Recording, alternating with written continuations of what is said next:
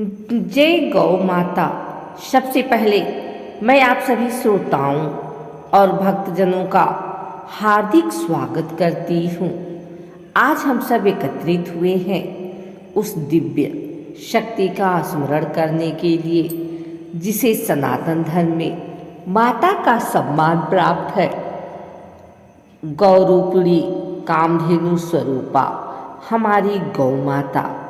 भाइयों और बहनों, कहा गया है गवः सर्वस्व मात्र, अर्थात गौ माता संपूर्ण संसार की माता है।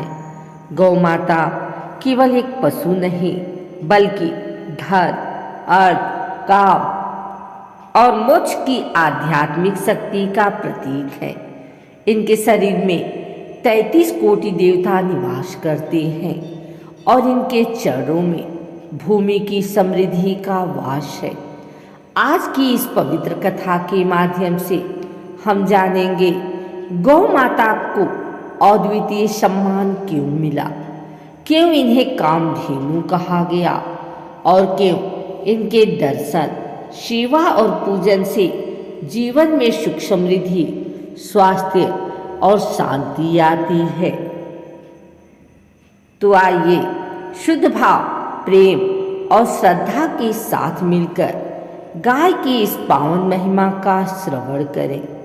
जय गौ माता, जय गोपाल, यही वचन कहकर हम करते हैं आज की कथा का मंगलाचरण। आइए सुनते हैं गौ माता की यह कहानी। गौ माता कोई साधारण पशु नहीं, वे सनातन धर्म की जीवन धारा है। उनके शरीर में 33 कोटि देवताओं का निवास है। हमारे धर्म का आधार और समृद्धि का अमूल्य खजाना स्थित है। इस कार्तिक मास में गाय की एक बार परिक्रमा, एक मुट्ठी चारा और प्रेम से स्पर्श मात्र जीवन के अकल्पनीय पुण्य, सुख और स्वास्थ्य प्रदान करता है। हमारी संस्कृति कहती है माता रोषे दिव्यम दंड देती, गो माता प्रसन्ने धन धान्य देती, अर्थात देवी माता रुष्ट हो तो सजा देती है, गौ माता प्रसन्न हो तो धन धान्य से भर देती है। तो आइए श्री कृष्ण की उस दिव्य लीला को स्मरण करते हुए गौ माता की कृपा का स्मरण करते हैं। श्रद्धा और भक्ति के साथ कथा का आरंभ करें। गौ माता की जय, नंदलाल की जय। कार्तिक मास का यह पावन माह भक्ति का सागर है। आज हम श्रवण करने जा रहे हैं गौ सेवा, गौ महिमा और श्री कृष्ण के गोचारण लीला की संपूर्ण कथा। पुराणों में वर्णन है कि समुद्र मंथन के समय जब देवताओं और असुरों के संग मंदराचल पर्वत हिल रहा था, तब अमृत ऐरावत लक्ष्मी जी के साथ एक प्रकाश पुंज प्रकट हुआ। उसी प्रकाश से जन्म हुआ कामधेनु का। कामधेनु वह गाय जो मनोवांछित फल प्रदान करने वाली है, जिसके शरीर में 33 कोटि देवता वास करते हैं। अग्निदेव ने कहा, जहाँ गौ का वास है वहीं धर्म का वास है। वरुण देव बोले, गाय के चरणों की धूल पाप नाशनी है। यही कारण है कि गौ पूजन सृष्टि के प्रारंभ से ही असिद्ध धर्म का अंग रहा है। गौ माता और पृथ्वी का संबंध।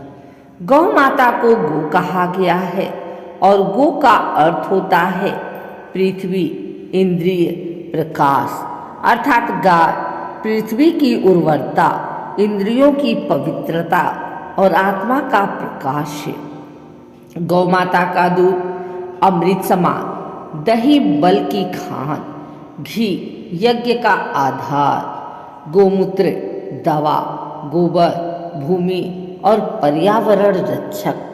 गाय चले धरती धन्य हो जाए, गाय रुके सुख शांति फैल जाए। गाय प्रसन्न हो लक्ष्मी स्वयं आ जाए।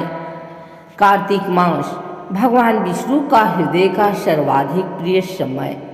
इस मास में गौ सेवा करने वाला दरिद्रता से मुक्त, रोगों से दूर, संतान एवं परिवार में वृद्धि, घर में अस्थायी लक्ष्मी प्राप्त करता है। शास्त्र कहते हैं कार्तिके गोप्रदानेन सर्वपापय प्रमुच्यते, अर्थात कार्तिक मास में गोदान करने से मनुष्य सभी पापों से मुक्त हो जाता है।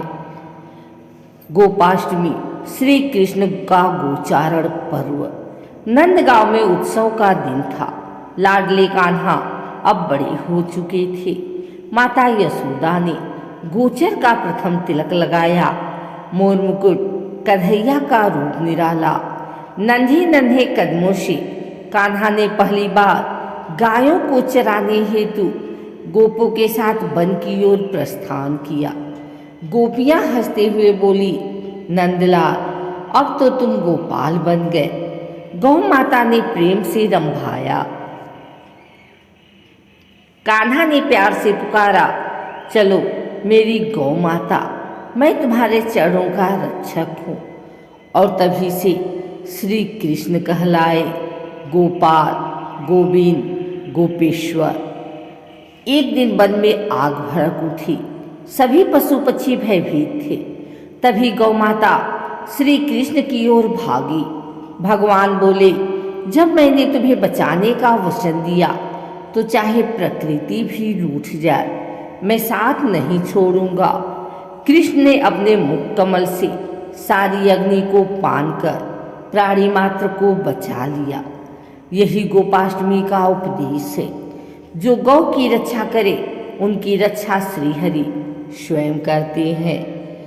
श्री कृष्ण ने सिखाया, गाय को मारने वाला धर्म से दूर, गाय को पालने वाला परम धर्मी। उन्होंने कहा, गौ माता की सेवा कृष्ण का साक्षात सानिध्य। गाय की सेवा कोई व्यापार नहीं, यह भक्ति है, संस्कृति है, सनातन की पहचान है। जहाँ गाय बचेगी वही मानवता फलेगी। भाइयों और बहनों, आज हमें फिर वही संकल्प लेना है। गाय भूखी न सोए, गौ आश्रय की व्यवस्था, प्लास्टिक व कचरा गाय से दूर, वृद्ध व असहाय गायों की सेवा। जो गाय को बचाए उसके जीवन में ईश्वर बसता है। अब आप सभी हाथ जोड़कर भावपूर्वक बोलें, गौ माता की जय, गोविंद गोपाल भगवान की जय। हे गौ माता, हमारी भूलों को क्षमा करें, हमारी सेवा को स्वीकार करें, हमारे घरों में सुख शांति और समृद्धि बरसाएं। हे नंदलाल, जैसे आपने वन में गायों की रक्षा की, वैसे हमारे परिवार, समाज और देश की रक्षा करें।